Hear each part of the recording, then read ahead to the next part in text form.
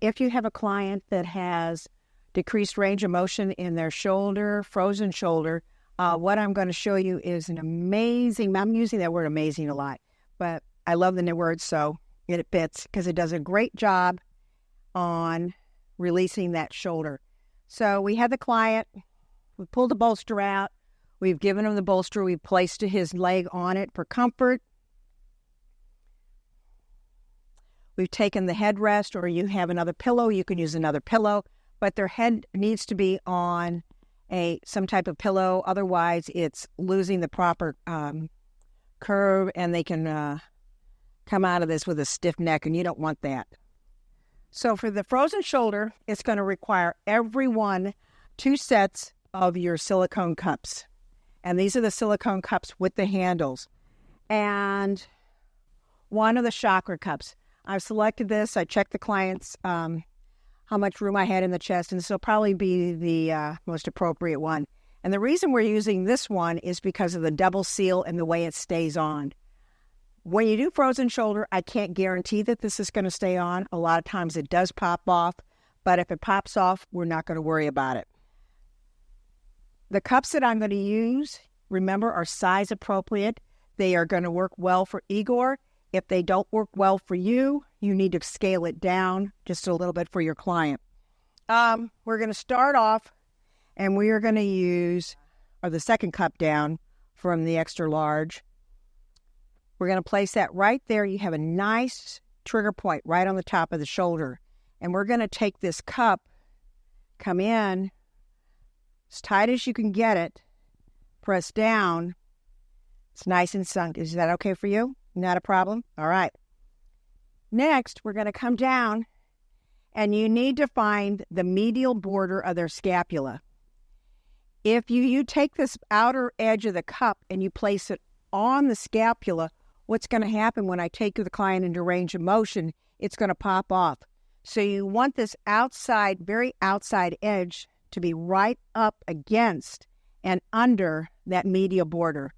You always want to make sure that you have at least one finger between your cups, because if you don't, and you start moving the client, they pinch and they are not very comfortable. Okay. Next, we're going to grab the D cup, and I'm going to put it here. I'm going, you know what? That cup is way too big for him.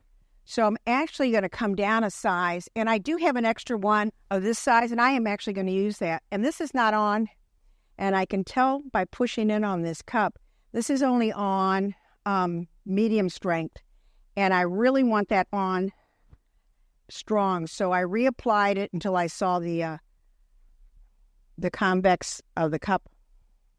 So we're going to come along in here, and we're going to place this cup right in here. And I had that option because I had 3 sets of these, but normally I just only need to use 2. Place that one here. The next to the last cup, placed in here. Sometimes you have to get up, sandwich your client in as you press in. See, that's not in the way it needs to be. I'm going to reapply, lift up. Still not. There it is, a little bit tighter. Is that okay for you? All right. Now, if the client has an issue raising their arm upward, I may come in and put a line of the energy cups alongside of his body. But I think we are actually pretty good there.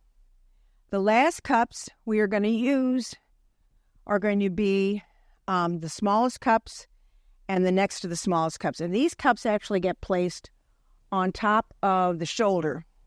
So when you have a client and they do have frozen shoulders, I usually have them start off laying down, and I'll work from the sternum outward, releasing those muscles on the pecs. And for that, I usually use my polycarbonate cups. I'll release all of that, and then I come down. Before I place these on, I can take my oval cup or a polycarbonate, and you want to come down to where the deltoid meets the humerus at that attachment point, and you want to make sure that you do have some lotion on that area. He was a little dry because we really hadn't lubricated him up yet. So you want to find that attachment point, wipe your hands off. Okay, come in, and I usually like to do a little bit of cross fiber friction. If you feel that this area is super tight, that you need to come in with a little bit more strength than this cup can provide, you can use your polycarbonates. They work wonderful for that. You can go back and forth, giving it a lot of cross fiber friction. And I always ask them, where does the pain hurt? When you move your arm or try to move your arm, where is it hurting? Is it painful on the anterior side of the delt or on the posterior side? And if it's, let's say it's on the posterior side, we'll do that I will come up and I will make sure that I run that line several times to make sure that it's loosening up. And works really well around the shoulder if you need to loosen that up. And especially with massage therapists, when I work on a massage therapist or anyone in construction, I usually spend a lot of time just on the top of the shoulder. And there's a cup and it's curved. And this cup is made to fit in any place that's not even, so it can keep its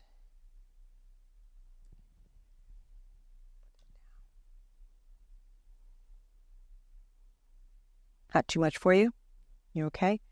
Always check in with your client when they have frozen shoulder. If they're in a lot of pain, it can be very uncomfortable for them. Work with their degree of comfort. If they don't trust you, they will start freezing up on you, and you don't want that to happen. So remember, they didn't get this way overnight. So make sure that you are working therapeutically, but at the same time, you don't have to kill your client to achieve results. They will achieve themselves over time. All right. I'm going to have that nice and loosened up, and I'm going to take my extra large cup and place it right over the scapula. And what I'm targeting is the infraspinatus. So if you have somebody that has frozen shoulder, your infraspinatus is going to be one of the culprits that we need to treat. And I'm going to come around because I cannot get the suction that I need at that angle. See how that's nice and sunken in? Ooh. And I always twist my cups to make sure that they're on nice and tight. Okay. So now we're going to come around and we're going to come up to where the glenohumeral joint connects. Right up here at the shoulder. Come in. Nice tight suction. Move it up. This one you're going to place on the posterior deltoid.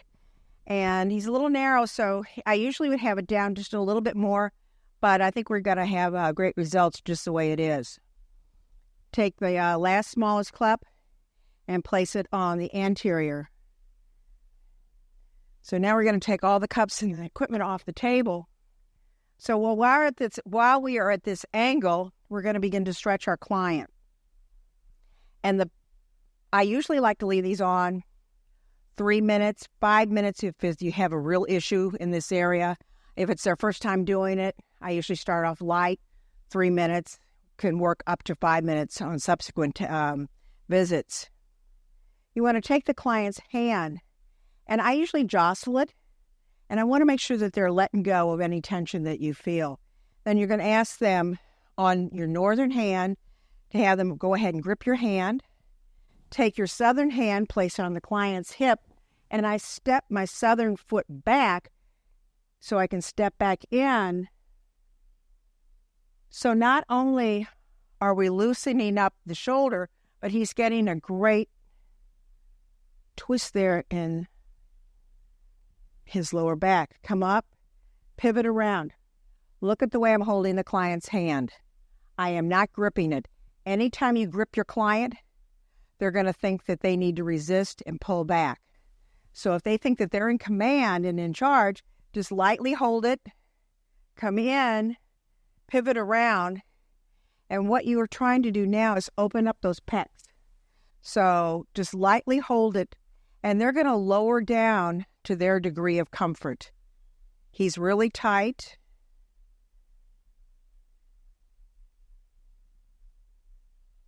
Okay. Nice. Bring the arm up, pivot around, and we will do 3 of these. This is our second. Go ahead and hold. Take a nice deep breath. Let it go. Just let it all go. Come up, lightly hold, pivot around, support the client very lightly. Just let him open up. See how much he's opening up this time? Nice. This is going to be the third. Come up, pivot around, hold, deep breath, let it go. Finally, we're going to take the hand, right angle. You can press in on their elbow as you draw their wrist back. This is not going to be in their wheelhouse, so they will not be able to do this. But you work with what you have. Wherever the client stops, honor that. And see on your next pass if they can go past it. There you go. Take the cups off in the order that they were placed on the body. So if you're working with anybody that has construction jobs, massage therapists, people that work in the grocery store with repetitive motion, once you take these 3 cups off here, it's not unusual. See how dark that is?